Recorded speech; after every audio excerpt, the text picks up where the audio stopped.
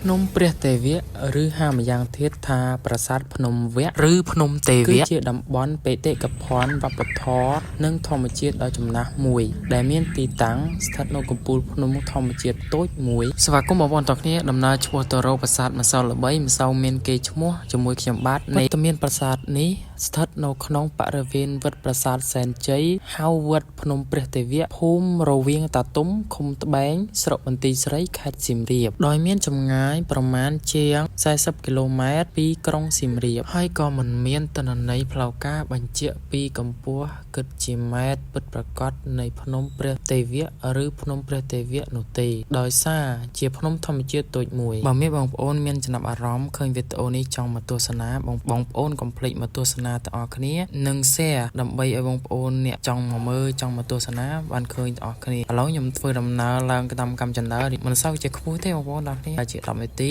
នឹងដល់កំពូលភ្នំនិងឃើញតួនៃប្រាសាទនិងទេសភាពជុំវិញប្រាសាទទាំងអស់គ្នាប្រវត្តិសាស្ត្រនិងការកសាងអាយុកាលកសាងតាមរយៈការសិក្សាទូលើរចនាបថនិងគ្រឿងលម្អ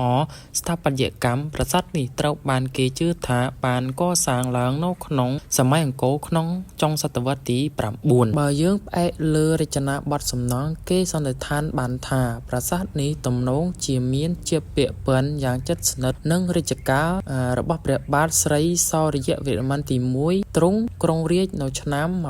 809ដល់910សាសនាដើមឡើយប្រាសាទនេះត្រូវបានកសាងឡើងដើម្បីឧទ្ទិសដល់ព្រហ្មញ្ញសាសនាប៉ុន្តែនៅអាយុសម័យកាលក្រោយៗមកទីតាំងនេះត្រូវបានប្រែក្លាយទៅជាកន្លែងគោរពបូជា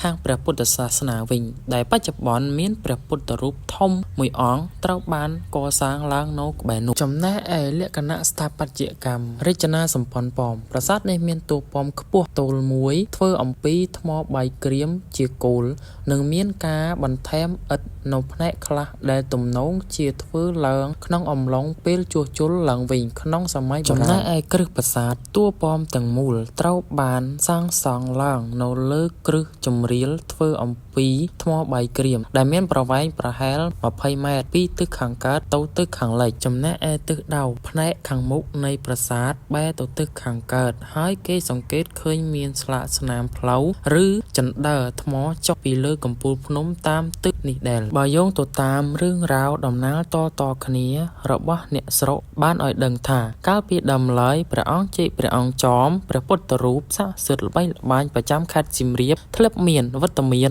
និងត្រូវបានរក្សាទុកនៅលើកំពូលភ្នំព្រះទេវៈនេះមុនពេលត្រូវបានដង្ហែមកតម្កល់នៅទីរួមខេត្តសៀមរាបដូចសពថ្ងៃបច្ចុប្បន្នទីតាំងប្រាសាទភ្នំវៈឬភ្នំទេវៈនេះមិនត្រឹមតែជាកន្លែងបេតិកភណ្ឌវប្បធម៌ដ៏ចំណាស់ប៉ុណ្ណោះទេប៉ុន្តែក៏ត្រូវបានរក្សាការពារជាតំបន់បេតិកភណ្ឌធម្មជាតិដែលពោរពេញទៅដោយជីវៈចម្រុះនិងមានទេសភាពព្រៃឈើបៃតងយ៉ាងស្រស់ត្រកាលផងដែរវីដេអូដំណើរកម្សាន្តរបស់ខ្ញុំក៏ដល់ទីបញ្ចប់ដែរឃើញវីដេអូនេះមានចំណាប់អារម្មណ៍កុំភ្លេចទៅលេងទាំងអស់គ្នាណាបងប្អូនទាំងគ្នានៅឃុំត្បែងណាបើចូលចិត្តវីដេអូខ្ញុំបាទកុំភ្លេច follow page ខ្ញុំអ្នកមួយផងបងប្អូននិងចូលទៅ subscribe YouTube ខ្ញុំអ្នកមួយផង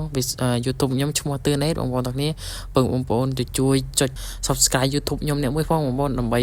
តាមដានវីដេអូដូចជាមើលវីដេអូខ្ញុំដើរលេងថតឲ្យបងប្អូនដូចជាការធ្វើដំណើរឆ្ពោះទៅរកកន្លែងប្រាសាទតូចតែមិនសូវមានឈ្មោះរបស់សលេងណាដើម្បីឲ្យបងប្អូនដឹងបានឃើញផងហើយក៏ follow page ខ្ញុំអ្នកមួយបងប្អូន page នេះ page កំពុងមើលនេះកុំភ្លេច follow អ្នកមួយផងបាយបាយអូនអ្នកគ្នា